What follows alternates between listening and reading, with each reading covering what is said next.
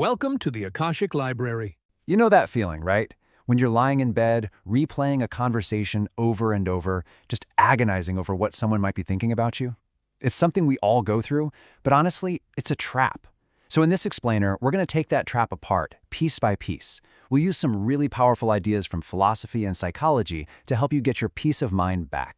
We've all been there. But what if I told you that this habit isn't just draining? It's actually completely illogical.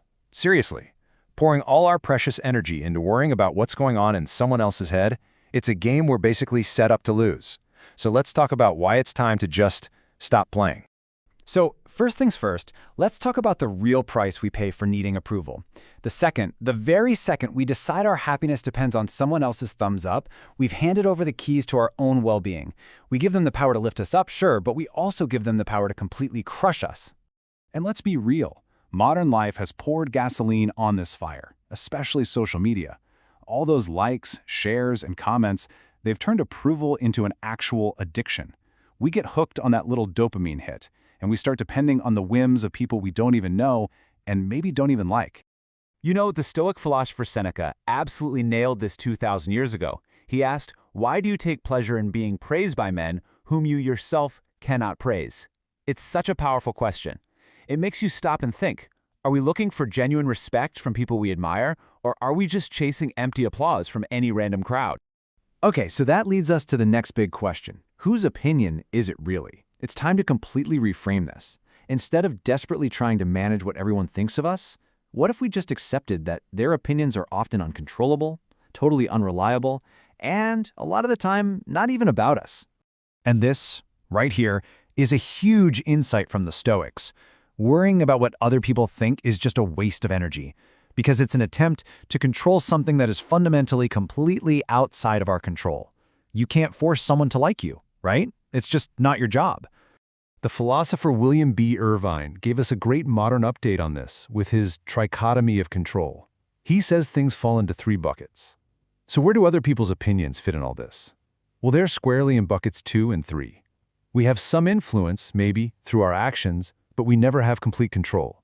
So what's the lesson? We should pour our energy into the one thing that's in bucket number 1, our own choices, our own actions, and our own character. But it's not just philosophy, you know? Psychology has something really fascinating to say about this too. It's a concept called projection. The basic idea is that when people see a negative trait in you and react really strongly to it, it's often because they're unconsciously seeing something they can't stand about themselves. So that harsh criticism you got, it might have had absolutely nothing to do with you. The psychologist Carl Jung put it so beautifully. He said, projections change the world into a replica of one's unknown face. Just think about that for a second. Someone's judgment of you isn't a clear window into who you are. It's a mirror reflecting their own inner world, their own insecurities, their own baggage. Okay, so we've established their opinions are out of our control and probably not even about us. But what's the internal price we pay for caring so much?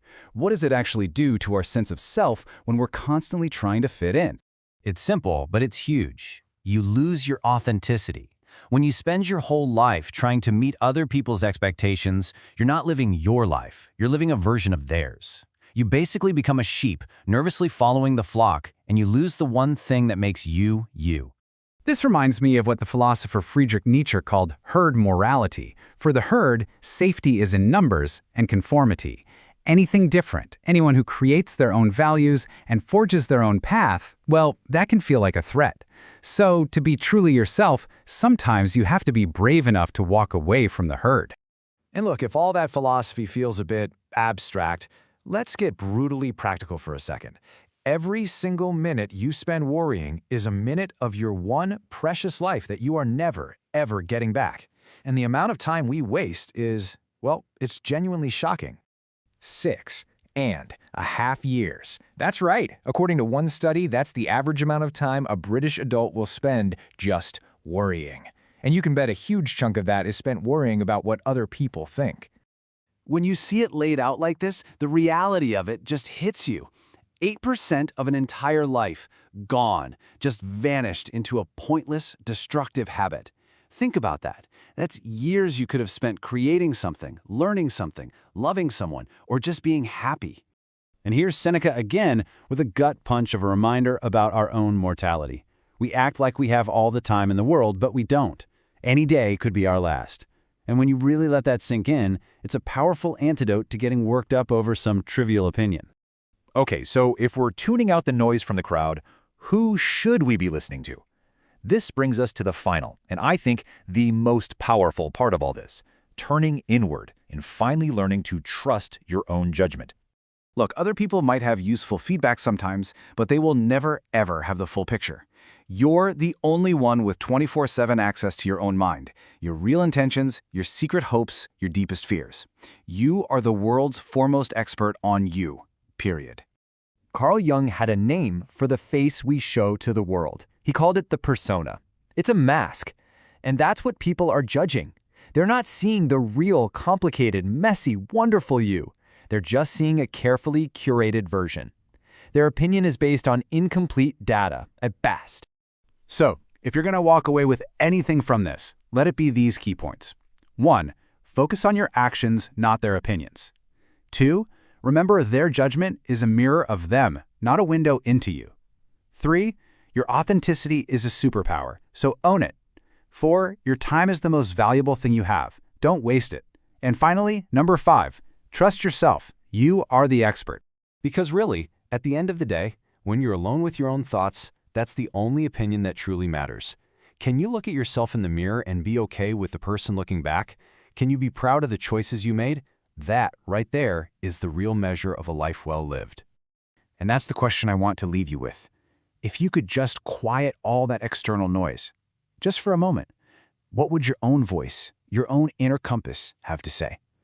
Take some time to actually listen. You might just be amazed at what you hear. Other people's opinions have only the power you grant them through belief. Next, discover the hidden rule in The Paradox of Control.